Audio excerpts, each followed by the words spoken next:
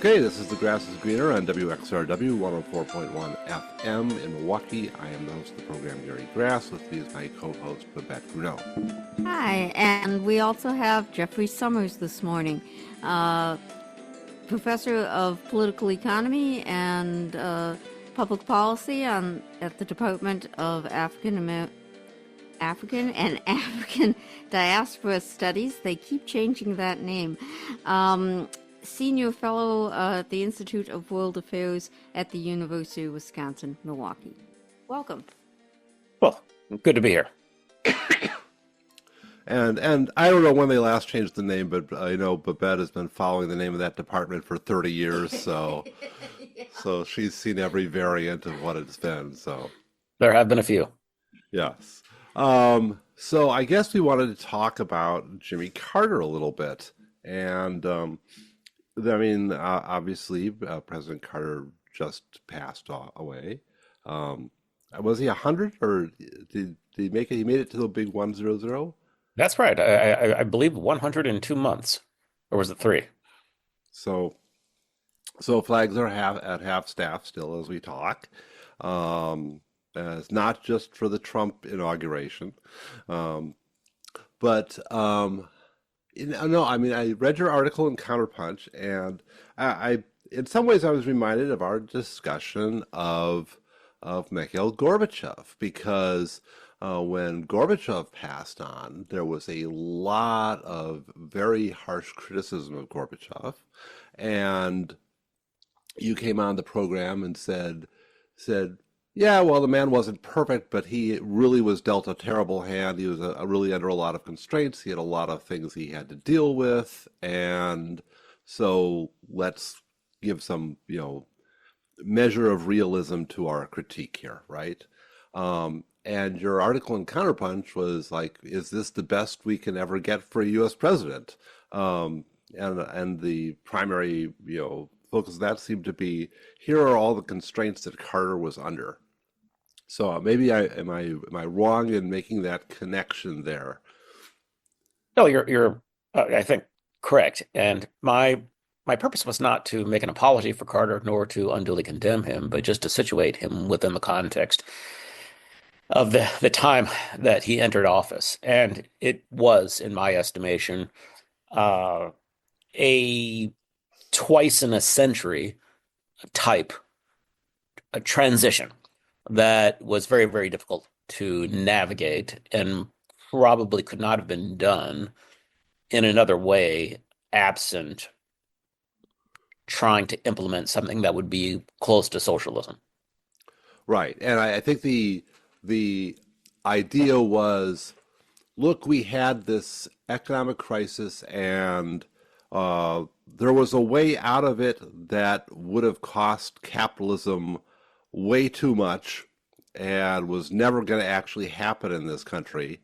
And failing that, he did the next best thing. Yeah, I don't think he understood or grasped that alternative that you just alluded to, which would have been something like a major investment drive in making U.S. industry more competitive.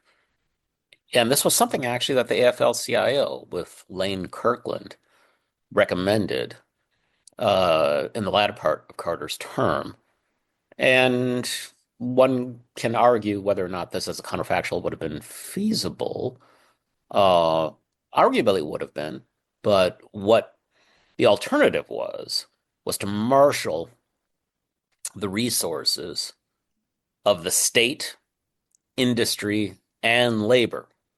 And from the perspective of the AFL-CIO, that meant the quite considerable pension funds that at that time, given much higher levels of union membership in this country, that were available to invest in industry. Ultimately, that was rejected. And I think it would have been difficult to do because of opposition from private interests, capital, for lack of a better word. And so that route wasn't taken. But it also has something to do with, I think, Carter's social class origins and economic class as well, related economic class origins. So he was himself a small business owner in terms of owning a peanut farm and related businesses attached to it. And so he just thought about things like economies in different ways. Economies were things such as with small business where you need to be really attuned to your balance sheet and making sure that your expenses matched up with your revenues. And so things like major investments on a scale which would go well beyond your ability to pay for if you're just thinking in terms of revenues. That just wasn't part of his mindset. And in fact, I even said in that piece that you are referencing that I published that his mindset wasn't altogether different from Margaret Thatcher, the famed grocer's daughter. She came from a background of being the daughter of a small neighborhood grocer. Same kind of mindset.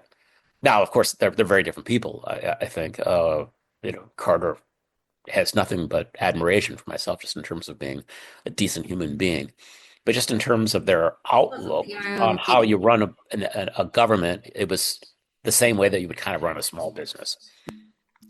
Yeah, I think guess Margaret Thatcher did one really good thing in her life, which was she's part of the team that developed soft serve ice cream.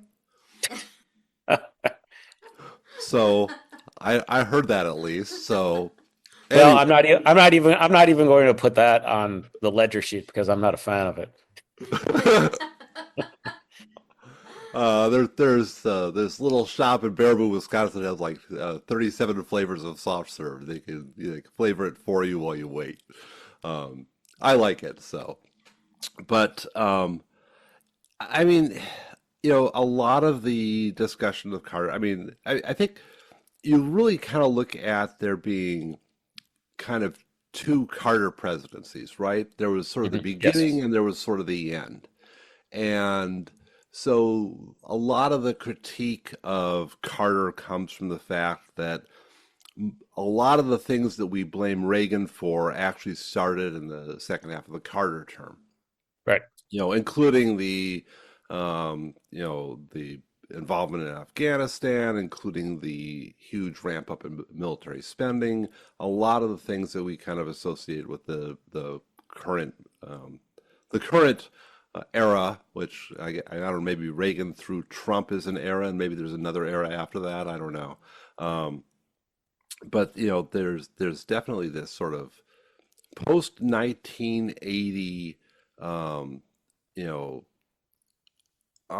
bipartisan consensus on running the economy a certain way, which has just um, been utter stagnation of wages. It's been um, just very very little resistance to doing things a certain particular way, and it's the economic policy in the country seems to have been very constrained because there's no longer this Right. ferocious debate, right? Yeah, I think it solidified into a consensus, of course, during the Clinton administration. That's when Democrats fully bought in. So in other words, there were Democrats that always bought in, but in terms of, let's say, the majority of the party, well, then by the time you get to Bill Clinton, there's really a dominant view within the Democratic Party. Although that doesn't mean total. That this was the way to run things. And I think you're absolutely right about the Carter administration. There are, in effect, almost two administrations. So in the first half of his administration, he was more willing to look at efforts to invest in the economy and to make it stronger through various investments. And in terms of this 1970s global economic crisis, I mean, that was the big event that they had to deal with. That was very very very very difficult. I called it a black swan event in which we had this thing called stagflation, where economic textbooks never said you could have this thing of inflation and economic stagnation happening at the same time, especially if you were going to deal with stagnation by increasing spending.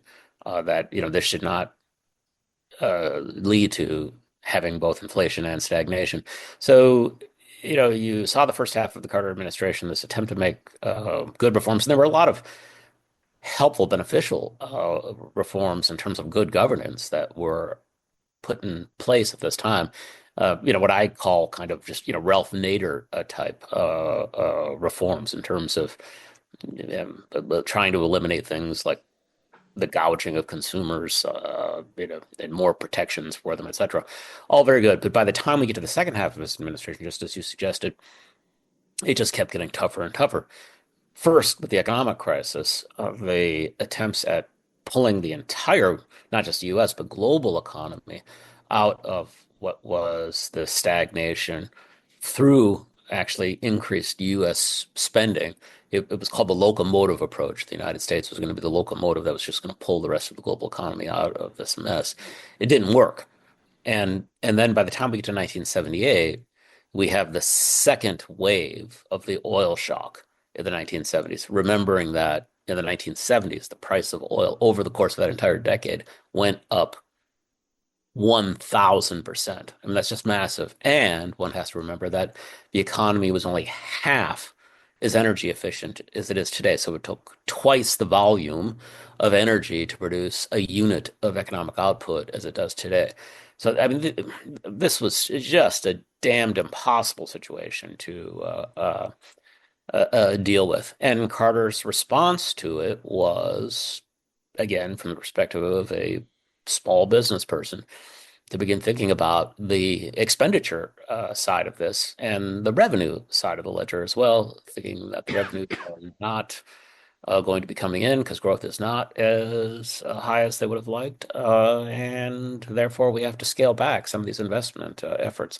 So it's very difficult. And then two foreign policies is, I think you were alluding to as well, and more, for lack of a better term, progressive in the first half of his administration, reflecting back on the Frank Church Senate hearings on CIA and security service malfeasance that we saw in the middle 1970s. And, really the only time that's ever been done, it hasn't been done since, where we actually looked under the rug to see what these people were doing. And of course, it was very unpleasant.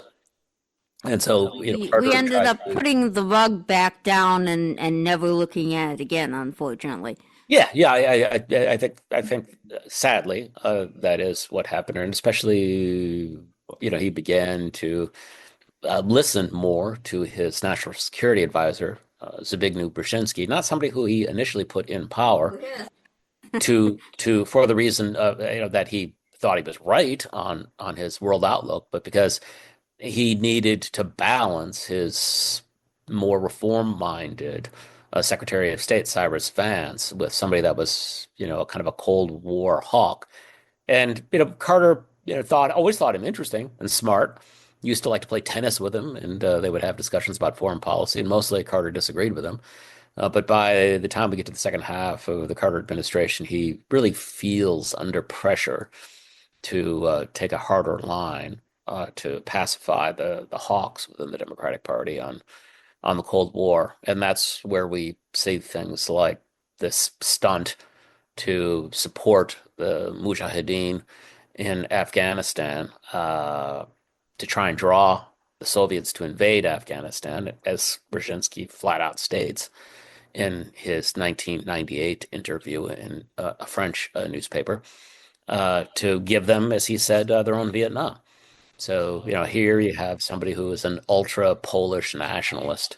And in a sense, he's taking that ultra nationalist agenda to capture U.S. foreign policy, and in so doing, creates the set of events that cascaded forward in ways which are still causing the United States trouble to this very day. So lots of complex things are underway here, and not representing really the starting point of the Carter administration.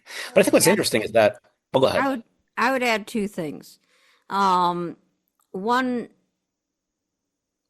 looking at the Church Commission and everything, looking at some of the things that happened in Chile, our support of the coup there, and really trying to do slight modifications in our policy towards Latin America. actually not giving full backing to Somoza so that the Nicaraguan Revolution actually had a chance, and then later kind of going away from that and not allowing Salvador or Guatemala to follow in that line. Right. And the other thing about Brzezinski, I think when he really had full power was to try to start not only the Afghanistan part, but to start messing around with some of the countries in Eastern Europe. And I think you see that the U.S. had some role in this, in starting the solidarity movement, and that was like the first, the foot in the door to get other countries to have their own, I don't know what you'd call it. I should mention, Bet actually went to Poland in a little fact-finding mission regarding solidarity, and there was at least one socialist party in the United States that decided that they were a little more organic and a little less a CIA front than they had previously thought, based on Babette's research. And at this point, I would take it all back if I could, because I don't think that's the case. I think they were more of a CIA front. I think, yeah, I mean, that's a whole another issue. And of course, the U.S. labor, and as you know, the labor movement was involved as well. The FL-CIO, very much was supporting these anti-communist labor movement. Right. I mean, And labor has, over the years, had very strong ties to the security establishment here in the Yeah. U.S. Yeah, I mean, but I think one, needs to recognize that in, I guess, what we would call maybe the Warsaw Pact states, the communists were very unpopular among the majority of people, and at varying degrees, depending upon the country that you're looking at. In Poland, for instance, I mean, there was almost no organic communist movement. I mean, there were some, genuine communists, but they just never were a significant force. So it was really imposed from above, in other words, from the Soviets. And so the minute that the system was no longer delivering for common people, and that would have been, at the beginning of the 1980s when the global debt crisis hit, what we call the dollar debt crisis, because in the 1970s, especially the mid to late 1970s, with that related oil shock. I mean, all of that oil money that was generated from exports out of the Arabian Peninsula was ending up, of course, and I don't want to bore your listeners too much. I'm sure they know most of this stuff. It was going to banks in New York and in London, and also in treasury bills, and buying our debt. But at any rate, that money had to be relent out, especially the money going into the banks, and couldn't just sit there as deposits. Otherwise, the banks were losing money, and so they were lending it very freely throughout the communist bloc. They were seen as very stable governments at the time, and so they all of a sudden found themselves in the early 1980s in a very difficult position where they had taken out all of this dollar-denominated debt. The value of the dollar went way up because of the Paul Volcker monetary shock policies to kill off inflation in the United States, which created a much stronger U.S. dollar. And so countries like Poland had to find ever more exports to pay off their dollar-denominated debt because the dollar had gone up so much in value. And that meant imposing austerity, higher bread prices, more costs for housing, etc. And there's just no way those governments could have survived that, and didn't. So other countries like Romania were in a similar position. They were actually the darlings of the IMF because they really, really imposed the harshest austerity and made sure that they always paid their debts on time, in full. Which, there's a whole nother discussion we could have Yep. about all this, the current use of dollar debt and the efforts of the international community to escape any sort of dependency on the dollar, right? Um, But but yeah. oh, go ahead. I'm sorry, Gary. No, no, no, no, you go ahead. Well, so another, I think, interesting dimension of this crisis, as I mentioned, the one in the 1970s in the United States, in my article was and this references now this, roughly kind of twice in a century, like flipping of cycles or systems. And so from the late 1920s, referencing Al Smith, who was the Democratic Party's candidate for president in 1928, he lost, but one of his famous sayings was Wait, that wait, wait. You're saying President Smith wasn't really president? that's right, Gary. But one of the things that he said, of course, was that the cure for the ills of democracy is more democracy. And so by the time we get to FDR, this Mm. becomes a new lodestar of sorts for Democrats to follow. That, from the perspective of by the time we get to the 1930s, that's what's implemented. We keep seeing democracy advance. Now, not freely. There's all sorts of struggles that have to take place, and sometimes they're bloody and all the rest. But nonetheless, the system, for lack of a better word, from the 1930s through to the mid 1970s keeps releasing or relenting on more democracy. And this is seen as if done in a measured way, as contributing to stability. And stability is good for everyone in terms of, making sure business can continue functioning, generating profits, et cetera, et cetera. But by the time we get to this 1970s crisis, and then, of course, is the time that Carter comes to office, which I would argue, especially like the first half of his term, is probably the high water mark for democracy in the United States. That we never had that much, and who knows, maybe we'll never see that much again. Uh, you had organizations such as the Trilateral Commission, this Ah, group of global elites who think about questions of order and governance on a global level, and they begin to see an environment which by the 1970s is now marked by instability, and they begin to give some thought to this question of, well, is this really the way to go to keep releasing ever more levels of democracy? And the famed, now deceased, Harvard political scientist uh, um, Samuel Huntington. Huntington, yes. I He, was I was going to say because the paper that you're leading up to was Huntington, Crozier, and Watanabe, I believe. yep, that's right. They had this co-edited little volume that was entitled "The Crisis of Democracy," and the conclusion that they arrived at was that nope, Al Smith is wrong. Or at least his ideas don't apply today. What was good for us maybe in 1928 is no longer good for us in 1973, 4, or 5, and we need to start reeling in democracy because it's leading to less freedom, in more instability, and we need to take action on the score. And I think that's exactly what happened from that starting point. By the time we get to the 1980s, all the way up to the present, I think we more or less have had a contraction of democracy, and I think we are maybe at the point where we are in a new cycle. We don't really know what direction it will take us in terms of how the economy is organized, how international relations or geopolitics will be shaped. But it's certainly a time of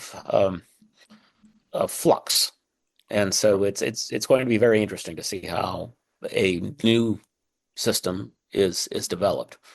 Right. Faith in institutions is at a uh, record low for whatever period. I don't know when the last time it was this low. Yes, And so something is going to be changed, right? It's something has to change, right? yes, Where it and goes is still maybe more of an open question. And right, um, and that U.S.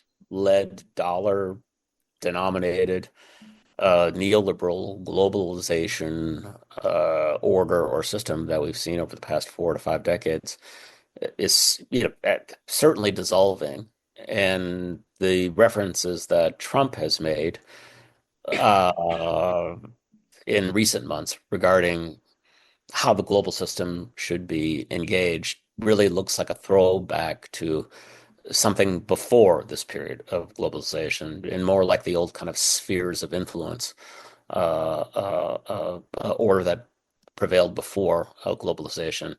So, everything from seeing if we can somehow gain control over Greenland to Yeah. reasserting control over choke points like the Panama Canal, and that if we need to batten down the hatches and just control maybe the Western Hemisphere plus parts of Europe and maybe a few areas of Southeast Asia, well, then so be it. We need to be prepared to do that.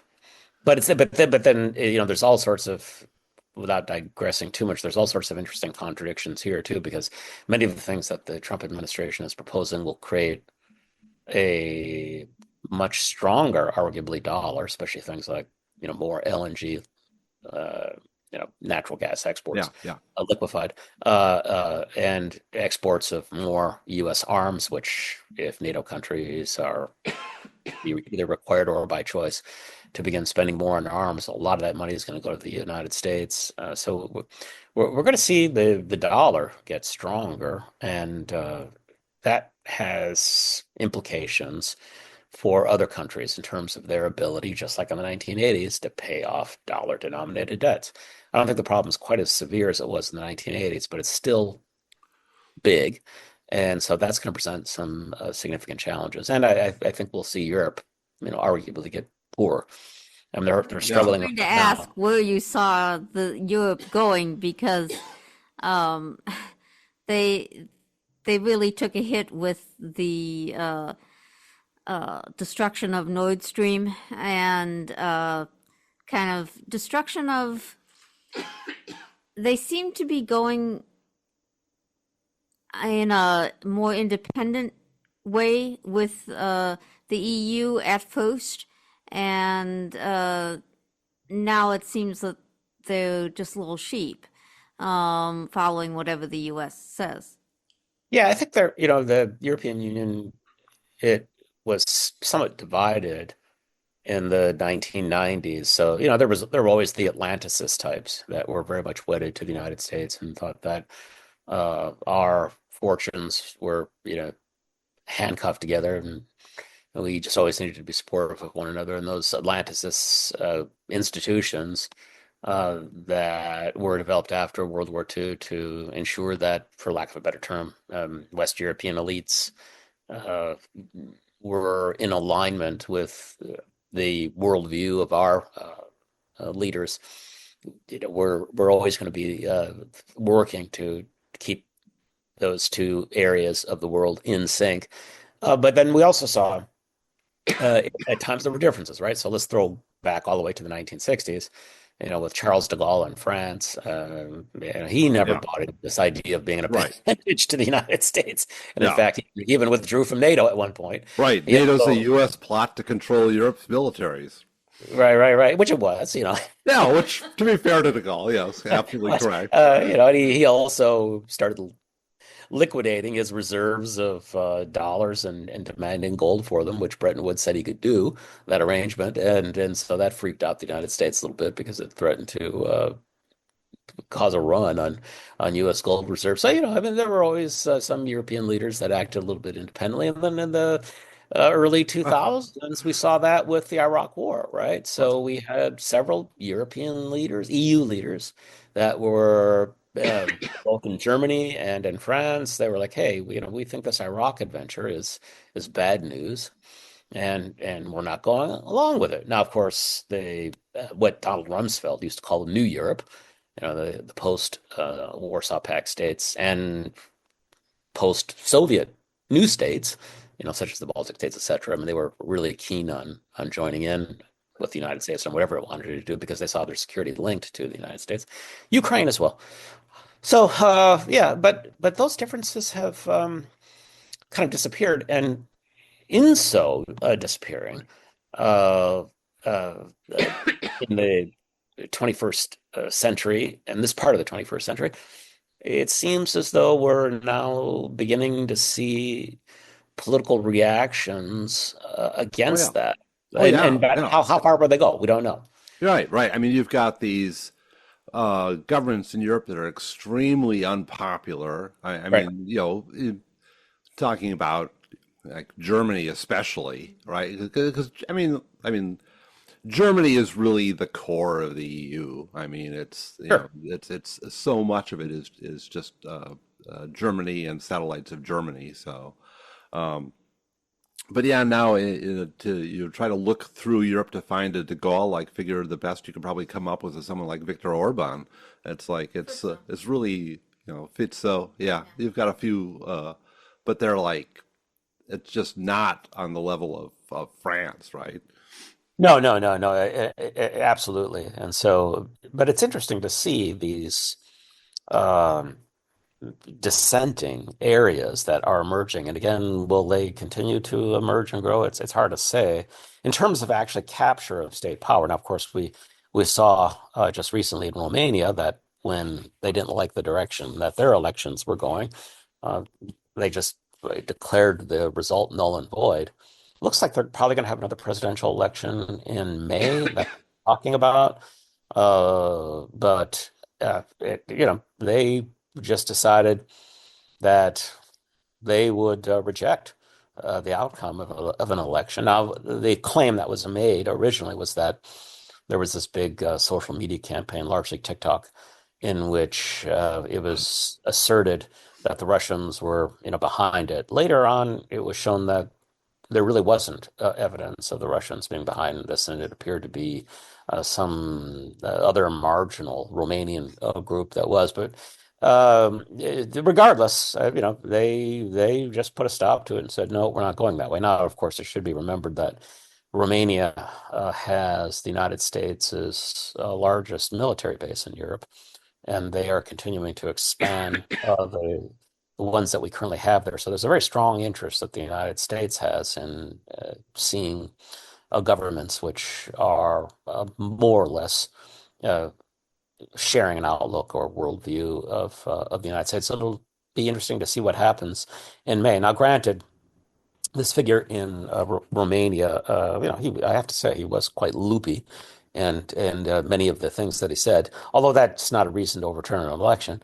So not somebody that I particularly care for myself, but the whole idea of democracy in terms of expressing its desire for a particular leader and or set of policies seems imperiled to say the least. And then, of course, as you were saying, Gary, Germany is interesting. Of course, the power of the off day is growing, and so we see the right wing forces there that are getting more powerful. Although they don't really seem to have anything like a realistic economic program either. Just as the Greens don't really have any real sense of how to run an economy, and just pull out these odd figures as if there was no math that they would be able to somehow support. I mean, the AfD is not much different.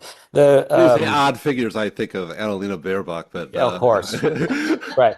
I And think then odd people rather than odd numbers. yeah, that's right, right. Well, they do pull out some new math numbers. Let's just say where they think they can somehow make these massive expenditures in defense that their budgets just will not sustain. So, in other words, it's a matter of if you can imagine it, somehow it will happen. It's very strange. But the left, though, now we see Sauda Wagenknecht's party. She's married to a German social democratic and socialist figure of some note, Oscar Lafontaine, who people may have remembered from some 20 years ago. He was at one point briefly even the foreign minister or rather the finance minister of Germany. Uh, they are opposing these both Green and Social Democratic Party ideas of the German government from the left, and they do seem to have a more grounded anchoring in economics. Now, of course, many people oppose them, including my friend Yanis Varoufakis, not opposing them, but actually he's friends with both LaFontaine and Sarah Wagenknecht, but he very much opposes their policy on migration and is quite concerned about it. So the long and the short of all of this is, in terms of this survey of Europe's political affairs, is that just as you say, Gary, there is a growing gap between the public and their leaders. And so it'll be interesting to see if that gap widens. And if it does widen, to what level can that be sustained? At what point is the breach so large that the public might revolt? I'm not saying that it will, I just don't know. But this divergence, if it continues, will certainly create some political instability. I mean, that kind of divergence between where the people are at and where the respective governments are at seems like it's almost universal right now. I mean, I can't really think of a country where there isn't something like that happening. Right. Now, the thing with parliamentary systems, though, is that you can even isolate a very big minority. I mean, if all the and that's what we saw in recent French elections, Hmm. and some other countries as well. So I mean, that's one way of containing these movements is if you can keep them a minority, even though it could be a very large minority, you can keep them out of government entirely, which of course is in a parliamentary system is at variance with how those systems are supposed to work. I mean, to some extent, I mean, you would think that they would have some parliamentary representation if they might get to the point where they're the largest, say, party by popular vote. But sometimes you can do that. We Sometimes had, you we can had get an expert on here a couple months ago that says they're all working perfectly. You just have to understand what they were actually designed to do. And it's like, oh, well, okay, so France is being France, right? It was set up to avoid a certain thing, and it's avoiding that certain thing. And yes, Germany was set up much differently, and this country was set up differently. And so they're all kind of doing what they're supposed to do, all in ways that simultaneously appear very anti-democratic from the outside. It's not to say that they're not anti-democratic, it's just they're not dysfunctionally so, or not outside of their design parameters, at least.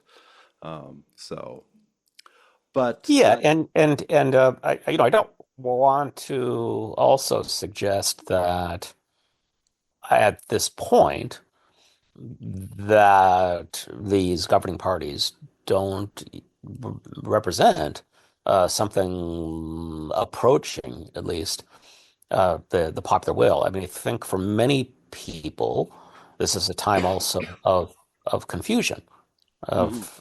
of some ideological confusion, and they really don't know what they want. They know that they don't like what they have, but they're uncertain regarding what direction they should go, and they don't always like the alternatives either that are presented to them. And sometimes they go with the candidate that appears to be the safest for the moment.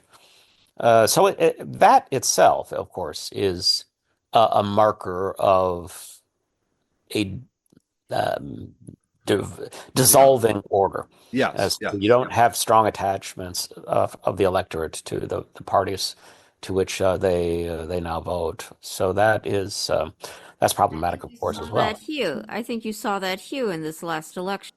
In this last election, you saw that people were very upset with how things were, and but not necessarily having real good choices to then turn to.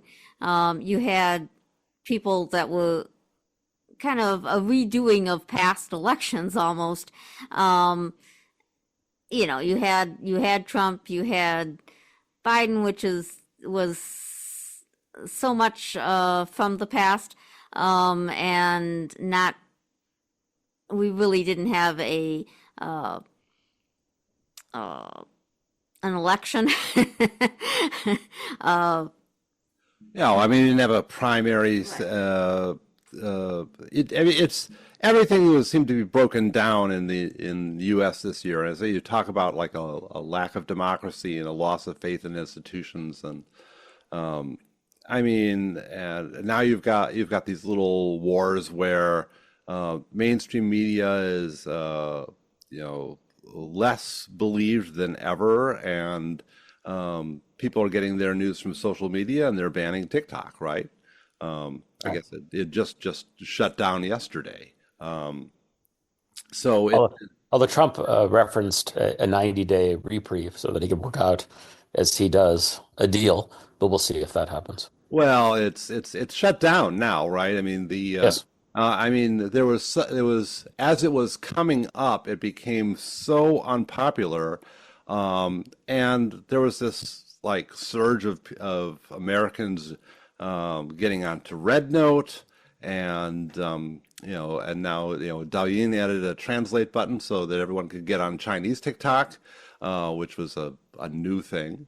And Biden was talking about how they would make efforts to save it, and then the CEO of the company said, "We're not hearing enough. It's too little, too late. We don't have confidence that we'll be able to continue our operations, so we are going ahead with the shutdown." So, uh, Right. TikTok, Apparently, Cam Soda, all everything in the whole ByteDance domain all shut down. apparently there was Right. Right. even a young student in Grothman's district who decided to torch his office Yeah, I because read about this. he was mad that he was advocating for the shutdown of TikTok. Right. Just taking a look at our November election. I mean, of course, you've read the results. Uh, our electorate is not as apathetic as it was, say, 20, 30, or 40 years ago when they voted in smaller percentages than they are now. But they clearly have lost some of the strong sense that they really need to get out and vote and try and change things through the ballot box from 2020. So we They saw don't see that our change is possible in the right. ballot box. I Yeah. mean, So you we really had that feeling this summer from younger people who were out, doing the protests for Palestine, that right. there really wasn't an option in the political system. Right. And as you have seen from the polling, I mean, it's young people that were the ones that chose to stay home over 2020. And 2018, by the way, we should mention in terms of those midterm elections, where young people came out in uncharacteristically large numbers to take the GOP's majority away. So in 2018 and 2020, young people really voted, and they voted for Democrats. And then, as we've seen in this election, they either stayed home or many more of them went towards the GOP. Yeah, it's becoming a theme that I would not have expected to hear a lot about, but in the last few years it's I've just been like you have so many people in government now that are just getting so old, and people in other institutions that are aging, and it seems like a generational shift is the only thing that's going to save us, and the young people are the hope in a way that they haven't been in a long, long time. Right. Yeah, I mean, I don't like to overplay this, but there are some similarities between the United States and the Soviet Union in terms of the Soviet Union's condition in the 1980s. Ruled by a gerontocracy. So we have all these older figures that are ruling. Yeah, if you take a look at Trump's um, economic policies, they represent not so much a late Soviet model, but a kind of a Russian model from before the Ukrainian war, relying increasingly on oil and gas exports. I mean, so they are seeking more revenue from that and from weapon sales. So it's interesting the connection between these two countries and how they have responded to crises and how they've gotten themselves into crises of one type or another. But it's interesting as well, just as I was stating more towards the front end of this interview, that the U.S.'s policy direction, which is taking it more towards increased energy exports and increased weapon sales, are going to drive the value of the dollar most likely up. And that is going to create some significant stresses for other countries that are holding some significant levels of U.S. debt that's denominated in dollars. So it'll be interesting to Right. see how it shakes out. What are some of those countries? Or which are some of those countries? Yeah, I haven't looked at the ones right now that have the largest levels of foreign debt in U.S. dollars. So I would have to review the data on that, but I haven't looked in a while. Yeah, I mean, I remember reading, maybe 6 months or a year ago about China dropping a lot of, selling Treasury off a bills. lot of their treasury bills. Yeah.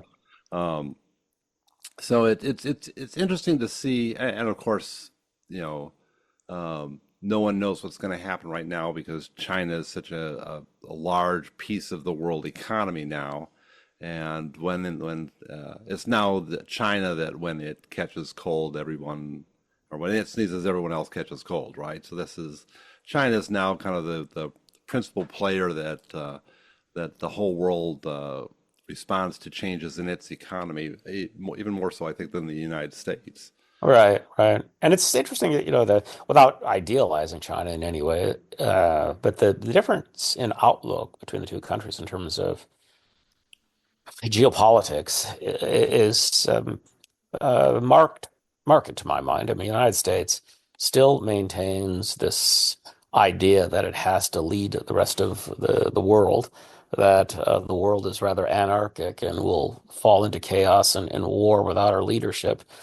I'm That's thinking, kind of ironic since we start half the I know. wars.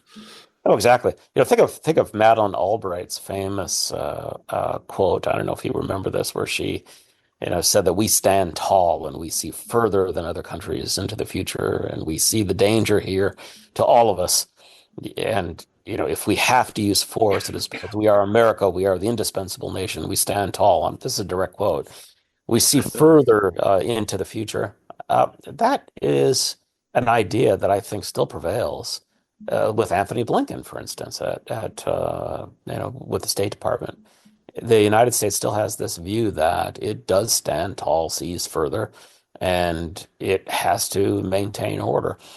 While China's ironically, operating on the scale of decades and centuries, and we're operating on 4-year election cycles. yeah, if not millennia, and so I, without questioning the intentions even of these people, there is the irony that many of their actions seem to be, let's just say, destabilizing and creating less order and perhaps leading to more loss of life had they not taken action. Now, these are counterfactuals. We can never say for sure whether that Well, would have when been when the when case. the when But the thermonuclear war starts in 3 months, we'll take that back. You right, know, then we'll definitely know. But of course, we can even make that case right now that that is indeed what is happening. Whereas China's leadership takes the view that, and this, as you were alluding to, goes back centuries, that if you link everyone together in mutual interdependence, doesn't mean that the Chinese are perfect by any score, or that they don't sometimes violate the tenets of their own philosophy. I think generally we have been following this model of trying to create mutually beneficial interdependence through commerce. And that if everyone is doing better, then the system will thrive, and that includes China. So, yeah, no. that might be a worldview that we could arguably use more of. We'll see going forward in terms of how things Yeah, play out. I mean, I was having a conversation with a friend of mine who has kind of a privileged track on certain information from China, and I was basically telling him that I have a very, very positive view of China, which I am 100% convinced is completely true. But I am aware that China is 100% definitely a tree, but it might also be a wall and a snake and a rope. So, and that possibility is still out there for me, but it definitely 100% is a tree. So, Yeah. Yeah, so This uh, Babette is giving this quizzical look. This is the blind man and the elephant, right? Oh, okay. Right? Yeah, okay. The blind men all approach an elephant. They all touch different parts of the elephant. It's like, oh right. no, an elephant is a tree. No, it's a wall. No, it's a rope. Right. So, Yeah. So I mean, we are increasingly seeing these dangers from this, I think, need of the United States to try and manage the global system, but finding that it has less levers to deploy to do so, and that then forcing what are potentially more, I'm reluctant to use the term, but aggressive measures to try and shape it, and in so doing, creating more instability. So, time will again tell, as you say. But yeah, I mean, it, the old adage that eventually the time will for these fanciful notions of human rights will all have to be put aside and we'll have to deal in straight power concepts, right? well, Um, Trump seems to be taking us in that direction, and this gets us back to the early parts of our interview, and that was that Jimmy Carter wanted to introduce a more human rights-based foreign policy, which I think noble, and if actually done without too much cynicism, would be a good thing. I think what ended up happening by the 1990s in the United States was that human rights and democracy were being used every bit as much as a bludgeon mhm. as they were sincerely to affect policy change in certain parts of the world. And so when you do that, what happens is even if you believe that you're trying to advance human rights and democracy, and I think many policymakers actually were, especially some that I've met in the State Department. Not all of them are cynical by any stretch. I know one in particular that I'm rather fond of at the ambassador level, uh, but that it creates and breeds cynicism in the rest of the world regarding your intentions. And then they no longer believe that you're interested in advancing those things, democracy and human rights, and then they lose all their power. Right. So, And also, I think it has a negative effect on human rights organizations because right. then it's hard to know, and I think they're seen this way around the world, uh, you know, is Amnesty or Human Rights Watch or one of these groups uh, actually speaking out for human rights, or are they being uh, a hand of the U.S. government? I think that's absolutely right, Babette. So that's another excellent point where, again, cynicism and hypocrisy can lead to the undermining of the very agenda that you purport to advance. So it has over the past half century seen its emergence as a guiding framework for the development of foreign policy, and now reached arguably the end of its life cycle, where so much of the rest of the world no longer believes in it that it just doubts the Yeah. intentions of those who Yeah. are I mean, using I it. think there's been a lot of reasons to doubt that over the Yes. decades, and I Yep. think the nail in the coffin was Israel Gaza, Right. where everyone could see the United States just saying nope, nope, genocide will continue, and it's like everyone. I mean, in the United States, we have there's a lot of people that are I think still you get the news on the mainstream media and you actually believe Kamala Harris saying we're working day in day out. We really are trying to get a ceasefire, and but there's just the rest of the world doesn't buy it, and the young people in the Right. United States who are on TikTok don't buy it, Right. Right. and it's one of the reasons why they get rid of TikTok. Yep. Not to mention the Democrats. Not to mention getting rid of the Democrats. Yeah, you get rid Uh, of our TikTok, we get rid of your Democrats. So. right. Right. Right. So that's where we are. That's where we are. Okay, well, any final thoughts? Carter got rid of the guinea worm. Yeah, what can you say aside from in just about all regards, we all have our failings and foibles, but what a wonderful human being in terms of Yeah, if he hadn't just been all the things president, he, he'd be perfect. yes, exactly. He did a lot of good things with building the houses and for those who really needed them and such. But that was after his presidency. It wasn't, something that was a government-run program. It was a private program. No, I mean, I mean, and that's one of the lessons that I wanted to impart with my article was that he's the same person to my mind, the person that he was in office and the person that he was after office, absolute same human being, and by all accounts, he was this remarkably hard-working president, somebody who believed that just through will and agency. Now this is a failing, believing that through those things, just reading hundreds of pages of reports and policy documents and analyzing them, and I've been trying to work through all the intricacies of these matters that you could somehow make government work, and all yeah. know, and we should all want a person like that as the chief executive. But at the Well, same he time, should have worked a little less hard and looked a little less tired.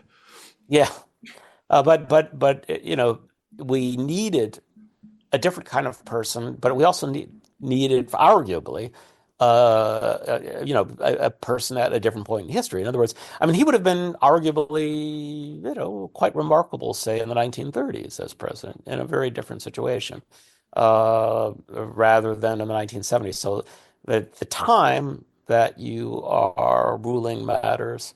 That context is very, very important. But also, if one is thinking about a figure like FDR in the 1930s, a very, very different time, because then, without getting too much into political economy here, but you had this whole issue of underconsumption among labor, whereas in the 1970s it was arguably overconsumption. In other words, they couldn't be paid any more than they actually were if you were going to have capitalism.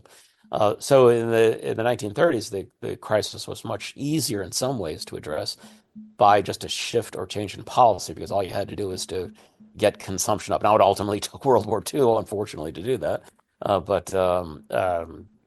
the problem in some senses was much simpler. Also, FDR was somebody who, when he was a student at Harvard, he completed his 4-year study of program in 3.